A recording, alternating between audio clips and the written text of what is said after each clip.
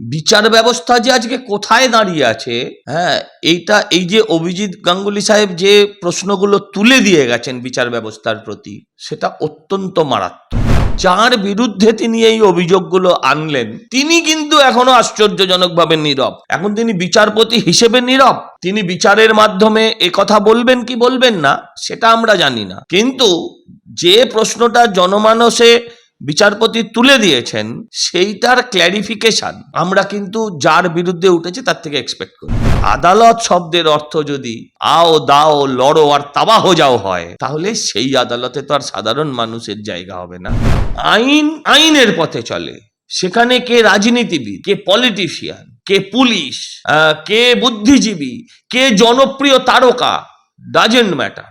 আইন সকলের জন্য এবং সকলের জন্য সমান, এটা বোধহয় সেই বিচারপতি যদি বলে থাকেন তাহলে উনি ভুলে গিয়েছেন।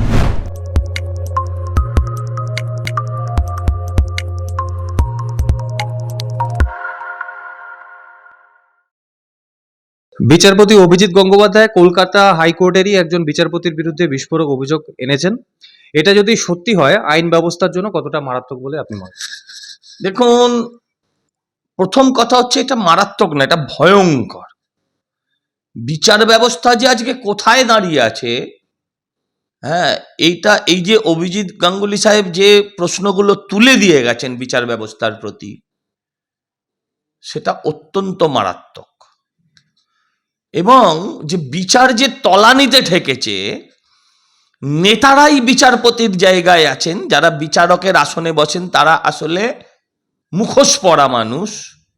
আজকে সাধারণ মানুষের কাছে এই মেসেজটা পৌঁছে দিয়েছেন।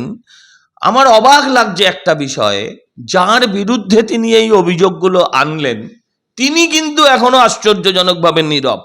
এখন তিনি বিচারপতি হিসেবে নীরব।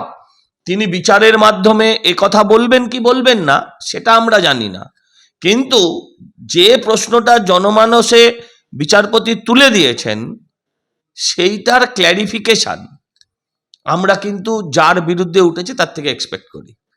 যে আপনার বিরুদ্ধে অভিযোগ জানানো হলো, আপনি এখন আমরা দেখি যে অর্ডার কপি না বেরোনোর আগে স্টে অর্ডার হয়, তাহলে কেন এই যে কমেন্টসের কোনো রিপ্লাই এখনো এলো না? আমরা আশা করব খুব তাড়াতাড়ি রিপ্লাই পাবো এবং উনি অভিজিৎ গাঙ্গুলির অভিযোগকে নস্যাৎ করে দিয়ে বলবেন এগুলো সব মিথ্যে কথা এবং সেটা উনি প্রমাণ করবেন। তা না হলে বিচার ব্যবস্থার প্রতি মানুষের আর আস্থা থাকবে না। আমাদের মানে পুলিশে ভরসা নেই, নেতায় ভরসা নেই।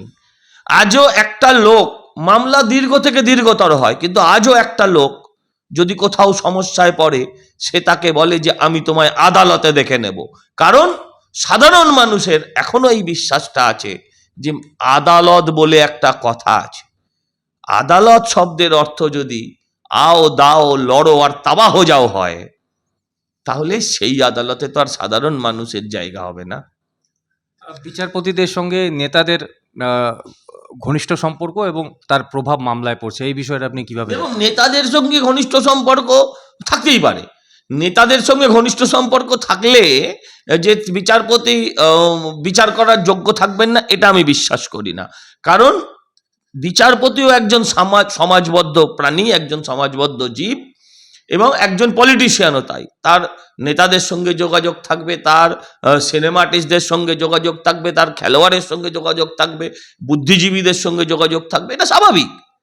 কিন্তু অভিযোগ যেটা উঠেছে, আপনি যখন চেয়ারে বসবেন, আমরা এই যে রাম রাম রাম চলছে সারা দেশে, রাম কিসের জন্য বিখ্যাত, কিসের জন্য শ্রদ্ধেয় সারা ভারতবর্ষের আপামর মানুষের কাছে?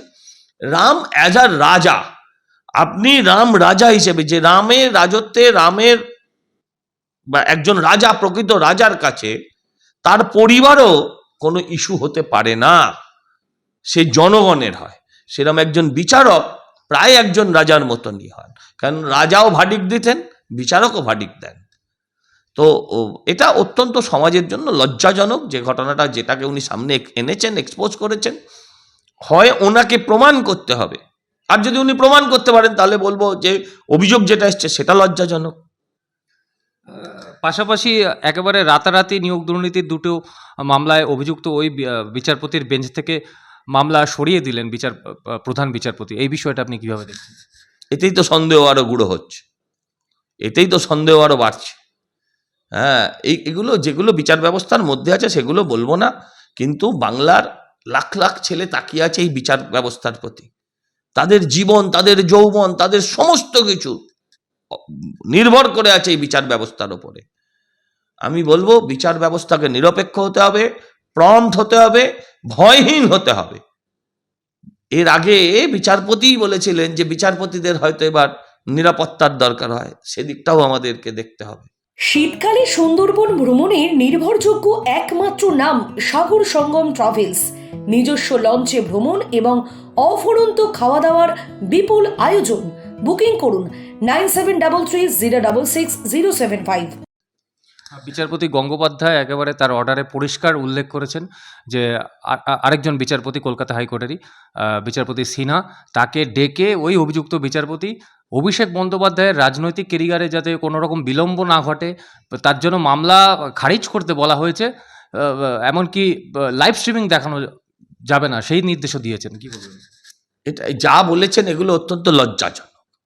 আমি বলছি বিচারপতি যদি আরেকজন বিচারপতিকে ডেকে বলেন, একজন বিচারপতি যদি আরেকজন বিচারপতিকে ডেকে বলেন যে অমুকের রাজনৈতিক জীবন অত্যন্ত উজ্জ্বল, তুমি সেই উজ্জ্বল জীবনে রাজনৈতিক জীবনের ওপরে কোনো কালো কাপড় কালো ছায়া এনো না, এটা অত্যন্ত লজ্জার। আইন আইনের পথে চলে, সেখানে কে রাজনীতিবিদ, কে পলিটিশিয়ান, কে পুলিশ, কে বুদ্ধিজীবী, কে জনপ্রিয় তারকা, doesn't matter. Law for all, আইন সকলের জন্য এবং সকলের জন্য সমান। এটা বোধহয় সেই বিচারপতি যদি বলে থাকেন তাহলে উনি ভুলে গিয়েছেন। দার্জিলিংয়ে চা বাগান ঘেরা কমলালেবুর গ্রাম সৌরিনীতে এবং দাওয়াইপানিতে ঘরে বসেই কাঞ্চনজঙ্ঘার দৃশ্য উপভোগ করতে আড্ডাহাট হোমস্টে বুক করুন 9836499678 নম্বরে। কিন্তু বিচারপতি গঙ্গোপাধ্যায়ের যে একের পর এক পর্যবেক্ষণ, তাতে এটা মনে হচ্ছে না যে তিনি কিছু নিয়ম শৃঙ্খলা এবং বিবেকের জাতাকলে পড়ে গিয়েছে না, তো তার ফলশ্রুতি এগুলো? না না, এটা ঠিক। উনি যেভাবে ব্যাপারগুলোকে হ্যান্ডেল করছেন ট্র্যাডিশনালি আমরা সেভাবে দেখিনি। আর এটাও ঠিক যে একজন বিচারপতি যখন চেয়ারে বসে তিনি এই কথাগুলো বলছেন এবং সুপ্রিম কোর্ট তা সত্ত্বেও তাকে সহ্য করছে, অ্যাকসেপ্ট করছে, তার মানে তিনি কোথাও না কোথাও আইনের ভেতরে আছেন। আমি একটু আগে যেটা বলছিলাম যে আইনের ঊর্ধ্বে বিচারপতিও নয়, আইনের ঊর্ধ্বে কেউ নয়, সেরমভাবে উনি আইনের ভেতরে থেকেই নিশ্চয়ই বলেছেন। এর আগে ওনার একটা টিভি ইন্টারভিউকে ঘিরে খুব বিতর্ক হয়েছিল, আমরা দেখেছি যে সেখানেও তো কেউ কিছু করতে পারেনি। কারোর গায়ে লাগতে পারে। এখন কাশবকে যে ফাঁসি দিয়েছে সেই বিচারপতির ওপরও কাশবের রাগ হবে, ধনঞ্জয়কে যে ফাঁসির অর্ডার দিয়েছিলেন সেই বিচারপতিরও রাগ হবে, বিচারপতির ওপর ধনঞ্জয়ের পরিবারের হয়তো রাগ থাকতে পারে, এটা অত্যন্ত স্বাভাবিক। কিন্তু বিচার ব্যবস্থাকে প্রভাবিত করছেন আরেকজন বিচারপতি কিংবা বিচারকের মেয়েকে, যেটা শোনা যাচ্ছে, সত্যি মিথ্যে আমি জানি না, যে বিচারকের মেয়েকে বিদেশে থাকে তাকে অন্য আরেক দেশ থেকে টেলিফোন করে ধমকানো হচ্ছে, কিংবা বিচারকের স্বামী তিনি একজন আইনজীবী, তিনি আইনজীবী কোনো কথা বললে থাকলে সেই কথার রেকর্ড ধরে বা সেই কথা ধরে যদি বলা হয় তাকে মোবাইল ফোন জমা দাও, তার ভয়েস স্যাম্পল দাও, এগুলো অত্যন্ত লজ্জার। কারণ আইন হচ্ছে অপরাধীকে ধরবে, অপরাধীকে না ধরে আইন দেখা যাচ্ছে একজন মানে আইনজীবীকে ডিস্টার্ব করছে, কারণ তার অপরাধ হচ্ছেন তিনি বিচারপতির স্বামী। এই মুহূর্তে একজন সাধারণ মানুষ হিসেবে আপনি কি চাইবেন? আমি চাইব পশ্চিমবঙ্গে ন্যায়ের শাসন প্রতিষ্ঠা হোক, যেটা আমরা বলি রামরাজ্য, সেটা প্রতিষ্ঠা হোক।